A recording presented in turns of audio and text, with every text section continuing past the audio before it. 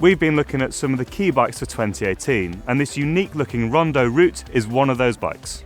And the reason for that, it's one of the only drop-barred bikes on the market with truly adjustable geometry. This is something we've seen for years on mountain bikes, but is clearly going to make waves in the road bike world as well. Flipping the chip down by the front axle changes 3 different elements to the bike. First off, you've got the head and the seat angle, which change by 0.5 a degree. There's also 10mm of change in the front end height and 13mm difference in the trail.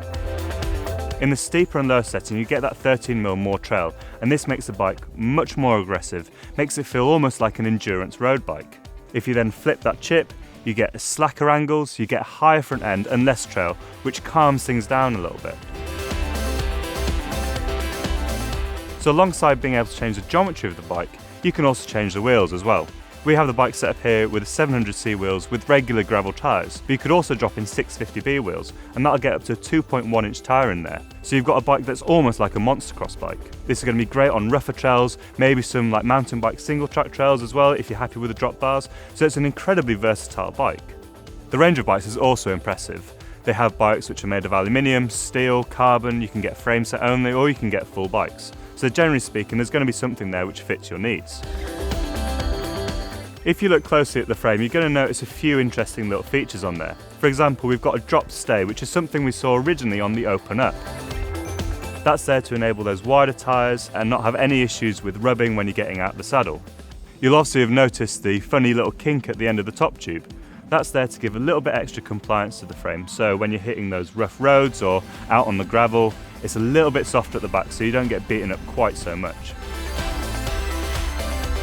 This is predominantly a gravel bike, as you can see, so it's well suited to those longer days out in the hills. There's plenty of mudroom, there's plenty of tyre clearance, so you can fit whatever you want in there. When we reviewed the Open Up last year, we really liked the versatility of being able to put different wheels into one frame. And Rondo have taken this to the next level with its adjustable geometry as well.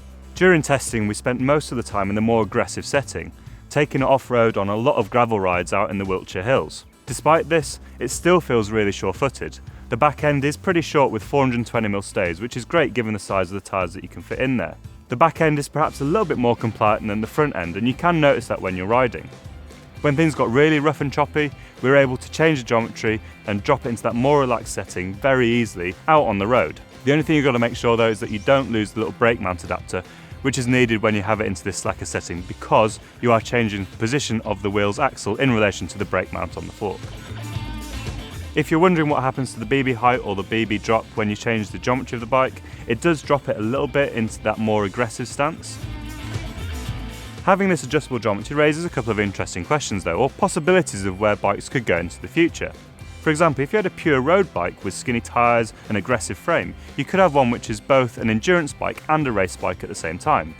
Likewise, if you're looking at bikes for beginners or children, you could have a slacker, more easy to ride bike for when they're just getting used to it, and then you could flip the chip, have a more aggressive bike for when they're getting a little bit more experienced.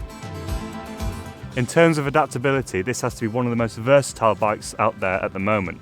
If you put skinny tyres on it, it's almost an endurance road bike. And if you put those 2.1 650B wheels on there, you could probably take it out on a mountain bike trail. So this will do everything between those two extremes, and that is why this is one of the key bikes for 2018.